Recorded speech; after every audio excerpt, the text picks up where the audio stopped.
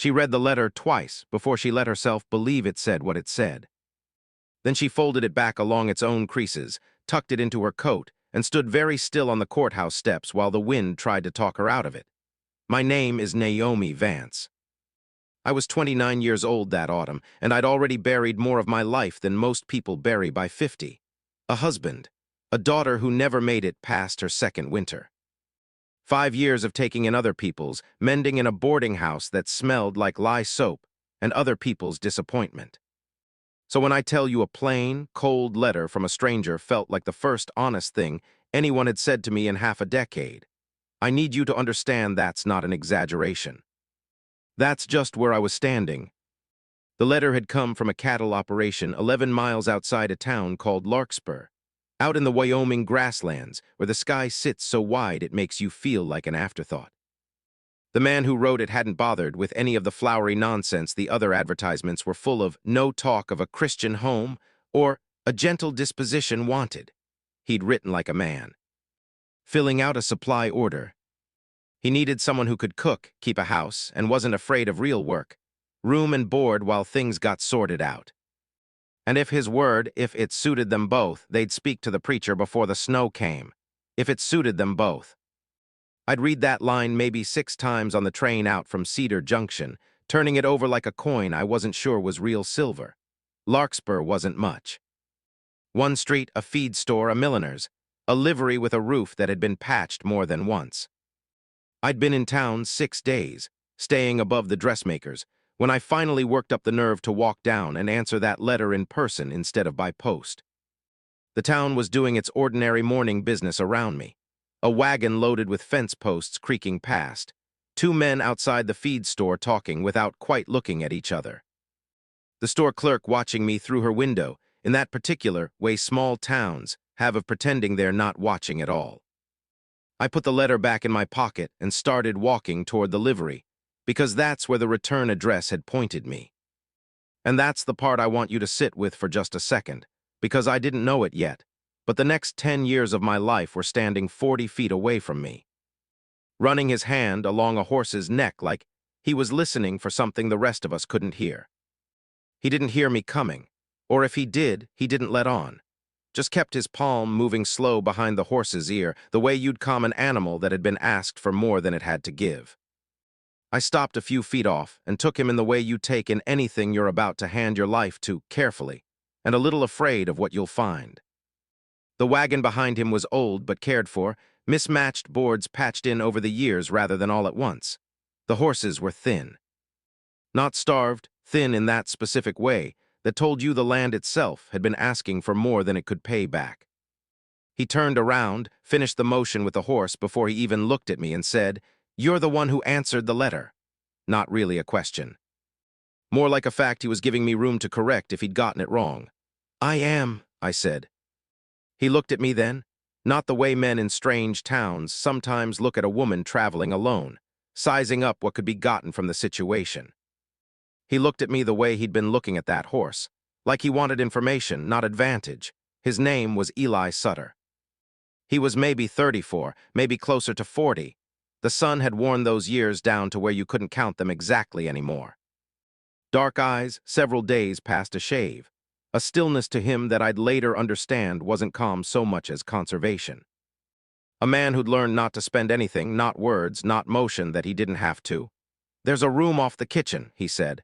"Window faces east. You'd have the mornings." I didn't know what to do with that detail, the window, so I just filed it away, the way I'd learned to file away most of what he told me. Because he never gave you the whole shape of a thing at once. "The work's hard," he said. "I won't tell you different. Herd's not what it was, and the land's wanting more water than it's getting. I've got one hand who's been with me 5 years and does the work of 2 men, but there's things even he can't manage. Such as, books are a wreck. And calves need watching at night when it turns cold. Someone who knows a sick animal from a tired one, that's worth more than you'd think."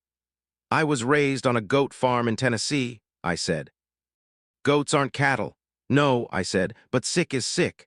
He was quiet a moment. Then he picked up the reins like the matter had been settled, which I'd learn was how he settled most things. Not with agreement exactly, just by moving forward. The ride out took the better part of 2 hours, the road dry and rutted from a rain that had come weeks too late to do any real good. I sat beside him without gripping the bench, letting my body learn the sway instead of fighting it. He didn't talk for the first hour. Neither did I. I watched the country instead, grass that should have been green and wasn't, sky the color of an old tin plate, no clouds moving anywhere in it. I understood the water problem before he said one more word about it. The land will tell you plainly if you've learned to read it. Somewhere past the first hour, he said, hands named Amos. Been with me since my wife passed. I let that sit a second before I asked how long ago. 4 years this coming spring, he said. I didn't offer anything back he hadn't asked. We crested a rise and the ranch came into view below. A house, a barn, a scatter of outbuildings, a corral holding maybe 35 head moving slow through the afternoon heat. There'd been more once. You could tell by how the fence had been built for a bigger operation than the one currently living inside it. He stopped the wagon at the top of that rise, and we both looked down at it for a moment. I don't know if that was habit for him or if he was seeing it fresh through a stranger's eyes and not liking what he saw. It was a good spread, he said. The bones still are, I said. He looked at me. Barn solid, house sits level. You've got water somewhere or you'd already be gone. Creek runs low in summer. But it runs. Then the grass comes back if the water does. He didn't answer that one, just took up the reins again and we rode down into it. Now I want to pause here, because this is the part where most stories like mine would have you believe the next chapter is all soft light and easy feeling. It wasn't. What came next was 2 years of the hardest, plainest work I've ever done in my life, and it very nearly didn't turn out the way I'm about to tell you it did. So stay with me. Amos was coming out of the barn as we rolled in, older than I'd pictured, gray at the temples, moving like his knees held strong opinions about certain kinds of weather. He looked at me without much expression, then at Eli. You got her, he said, then to me, room off the kitchen's yours. I climbed down without waiting on help from either of them. Something in Amos's face settled when I did that, though I couldn't have told you why at the time. The room was small, a cot, the promised east window, a hook on the wall. No curtain, but the glass was whole, and I counted that a point in the house's favor because I'd learned by then to count small things as favors. I unpacked the way I always did, necessities first. My spare dress on the hook, a tin of salt, a case of thread, a bone-handled knife on the sill. You learn, after enough years of moving, not to bury what you'll need at the bottom of a bag. By the time I came back into the kitchen, the stove was cold and the wood box near empty. I built the fire myself without asking. When Eli came in from the barn, he stopped in the doorway, looked at the stove, looked at me. You want supper tonight? I asked. Amos and I usually manage something. This'll be better, he didn't argue that. Washed his hands at the basin, sat at the table with his back to the wall, facing the door, a habit so old in him I doubt he even knew he still carried it. Amos came in a few minutes later, smelled the air, sat down across from him without ceremony. When I set the bowls down, Amos looked at his, then at me. That's more than we've had it once in a while. I found the beans. We knew where the beans were. Then you'll know where they'll be tomorrow. 2, something crossed his face that wasn't quite a smile, but was headed there. Eli ate everything on his plate and carried the dish to the basin himself after.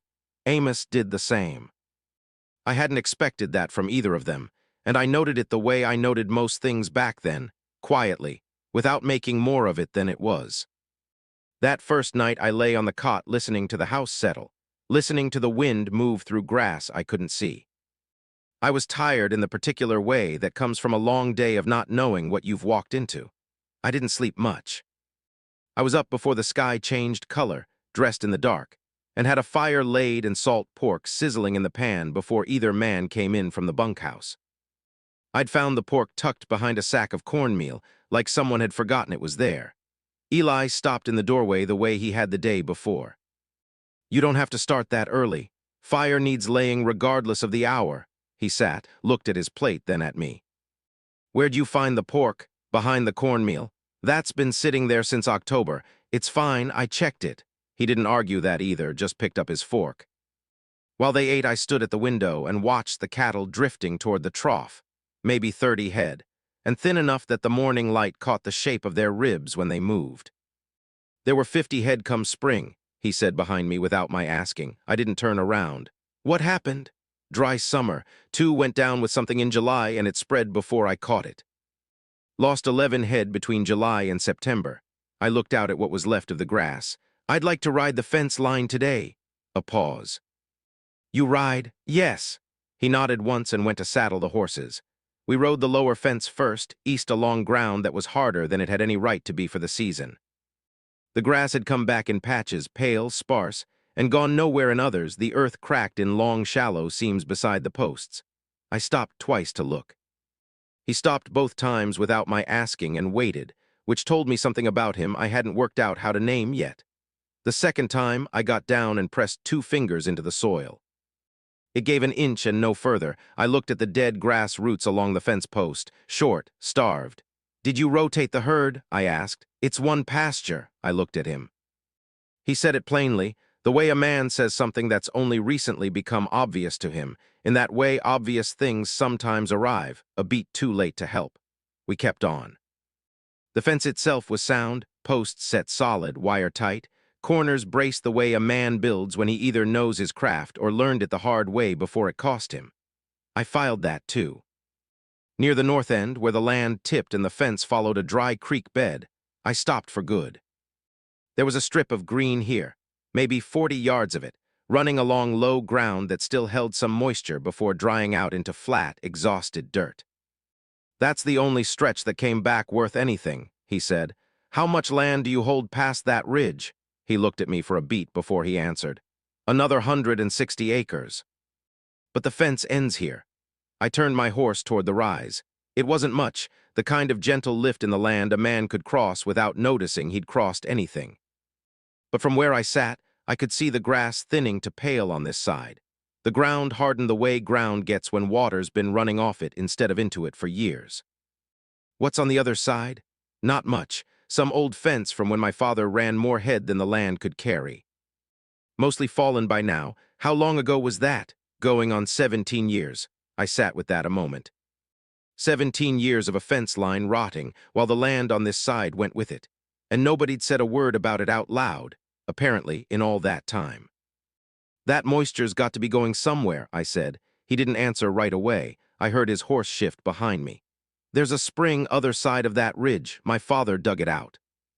Silted back in 10 years gone now, maybe more. I've been meaning to clear it. He said it the way a man says something he stopped hearing himself say. Not ashamed of it exactly. Just worn smooth by the saying.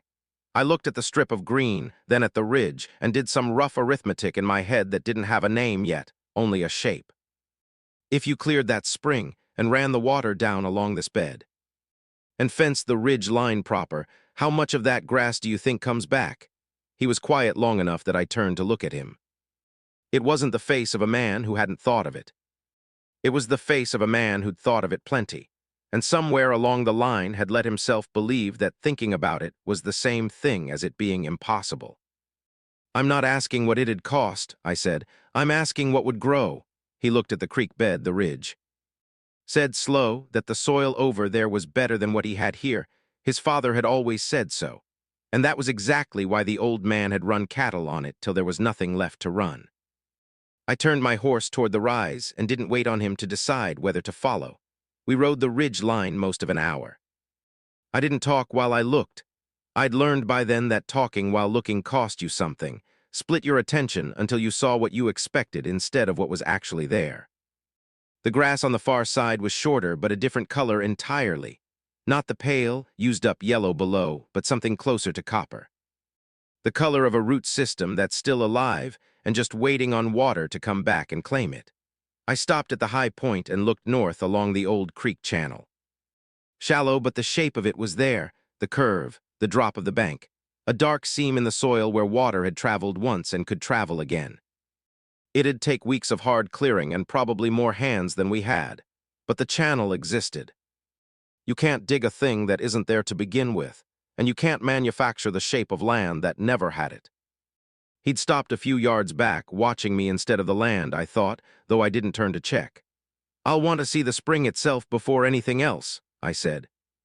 We rode down and struck the dry bed of the lower creek. 20 minutes north, the ground changed. The cracked plates closed up, the soil went soft under the horses, and the air took on something mineral, something that had been sealed under dry earth a long while. The spring itself wasn't much to look at. A low, wet hollow between two rock outcroppings, mud and a thin skin of standing water ringed with dead sedge. Whatever had blocked it had done so slow, the way these things happen, a decade of silt with nobody noticing until the season the trough came up dry. I got down and pressed my hand into the mud. It came up dark and wet, the way mud comes up when there's real water still behind it, not just the memory of rain.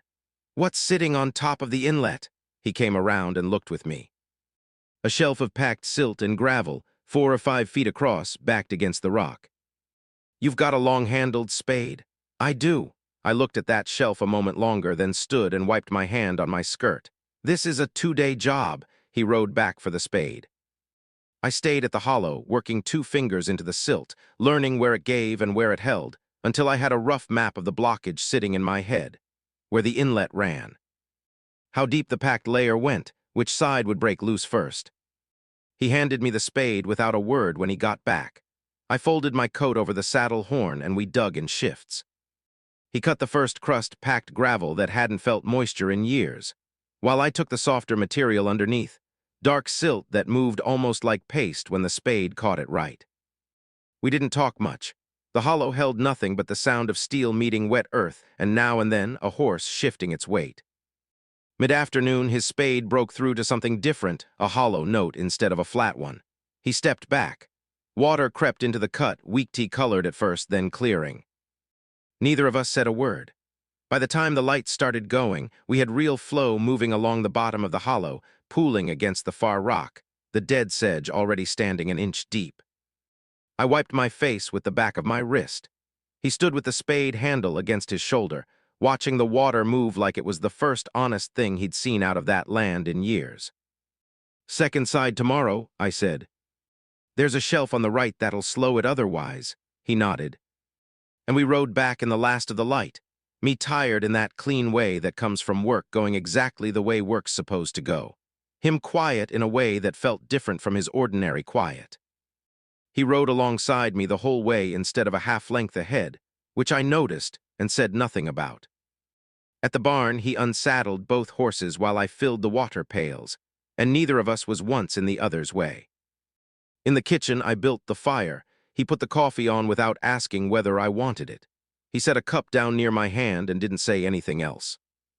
I wrapped both hands around it and stood there a moment before going back to the stove. Here's where I want to slow down and tell you something. Because if you've ever done real physical work alongside another person, the kind where you're both filthy and tired and past the need to perform anything for each other, you already know what I'm about to say. Somewhere in that mud, with a spade in my hand and water finally moving under my feet, something in me that had been braced for 5 straight years finally, quietly let go. I didn't have a word for it yet, but it was there. The second side of the spring took most of the next morning. I'd been right about the shelf, limestone, buried 3 feet down, and when the spade struck it, I felt the impact travel clean through my shoulders before I heard the sound of it. He crouched, studied the angle, and we moved the whole line 4 feet east to clear it, which cost us another 2 hours. By the time we'd finished and ridden the length of the channel to check the grade, the sun had passed its peak, and the air had turned dry and sharp with the kind of edge that comes just ahead of a cold front. I told him a front was coming. He looked northwest at the sky a long moment and didn't argue. That afternoon, we pushed the herd down from the north pasture, 20-some head, the calves slow and confused, but he had a deep well of patience for it, working his horse at a low, unhurried angle. Never crowding, just redirecting. I worked the left flank, and between the two of us the herd came in without much fuss. He fixed the gate latch that evening, the one I'd been working around all week with a little private sequence of lifts and pulls I'd taught myself without meaning to. When I came out after supper, the gate swung clean the first try. I opened and closed it once just to feel it. He was at the well and didn't look over. I didn't say anything either, but I noticed. I always noticed. That night the front came in rain first, then a hard drop in temperature, the rain turning thin and needling against the window glass.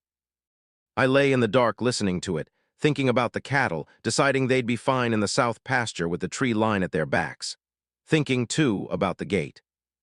About the look on his face out at the ditch that morning when the grade ran true, not a word out of him, just standing there with the spade idle in his hand, wearing the particular expression of a man watching something settle correctly into place after a long time of nothing settling at all. I'd seen that look on him a handful of times by then. I was starting to understand what it meant. I was 29 years old. I'd spent the last 5 of those years believing I'd traded something I couldn't even name anymore for a life I thought I needed, and that the trade was simply the shape my future would keep taking. Forever without argument.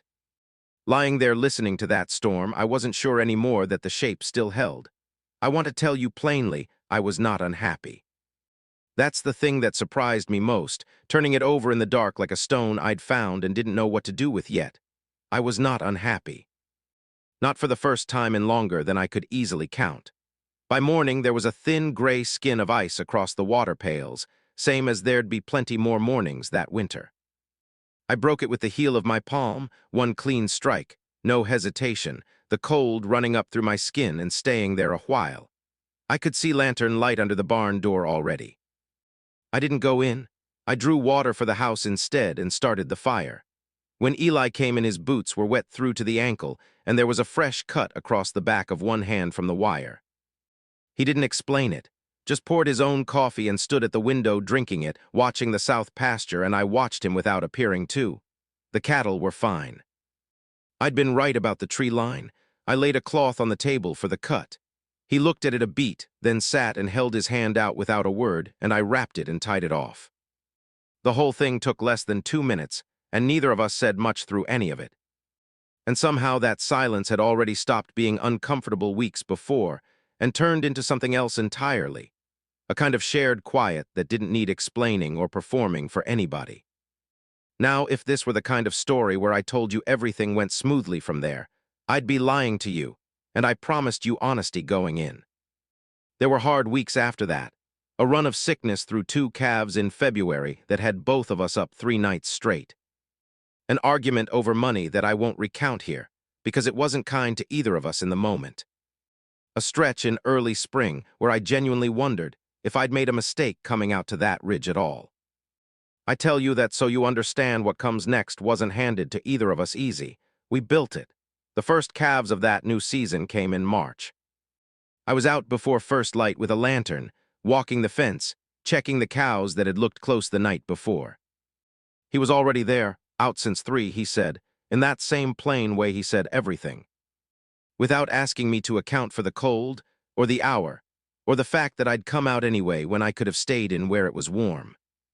We worked till full daylight, 3 calves all on their feet by mid-morning. I stood at the fence with a cup of coffee gone cold in my hands and watched the smallest one work out the business of standing. It went down twice. The 3rd try it held. He came and stood beside me. Neither of us said much of anything for a good while.